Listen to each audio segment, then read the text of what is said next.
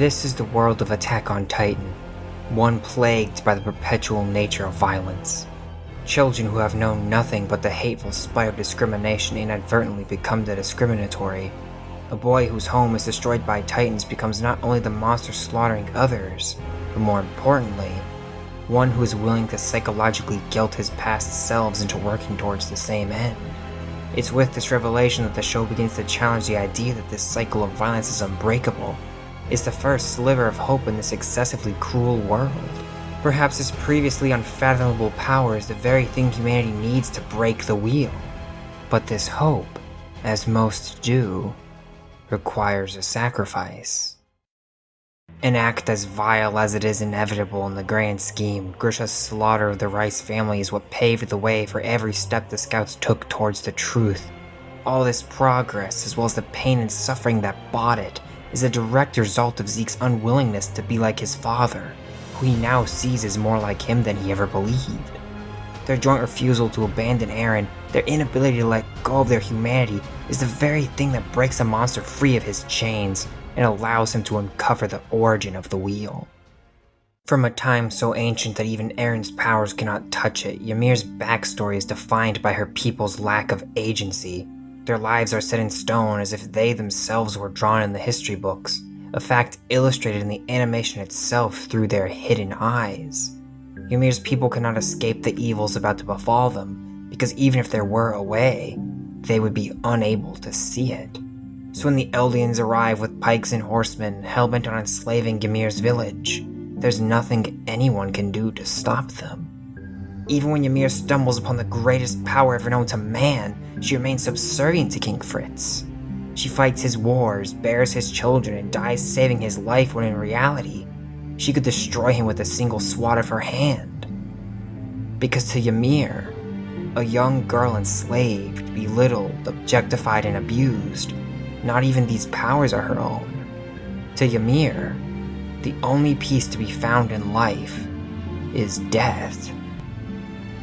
But in a cruel twist of fate, even in the afterlife, Ymir is subject to servitude, as she's forever bound to obey those with royal blood.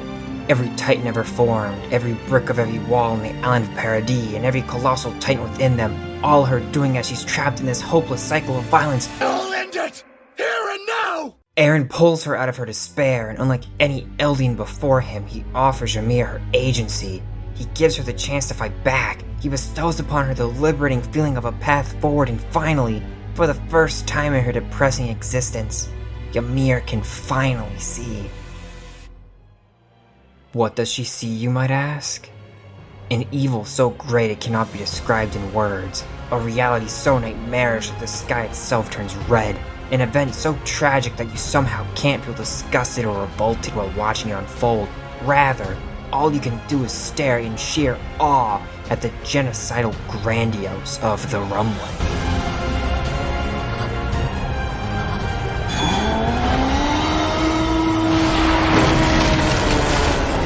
To a scale the likes of which television has hardly ever seen, Eren and Ymir's joint act of utter destruction is truly epic. It takes our heroes' hopes, dreams, and aspirations for a brighter tomorrow and tears them down as if they themselves were the walls of Paradis. But this scene's crowning achievement is not found in its unprecedented magnitude. The true source of its thematic brilliance is its ability to shroud this horrific scene in a veil of moral ambiguity. The scouts, much like the audience watching this cataclysmic event, are more than aware of the lose-lose situation they've been put in by their enemies and ancestors alike. They are mercilessly hated by the rest of the world, and if Ymir's past is any indication, this hatred is a historical predisposition, to such an extent that the Eldians' best suit for peace was the sterilization of their entire race. Such a reality is clearly not an easy one to navigate, as it forces upon its inhabitants a truly repugnant choice.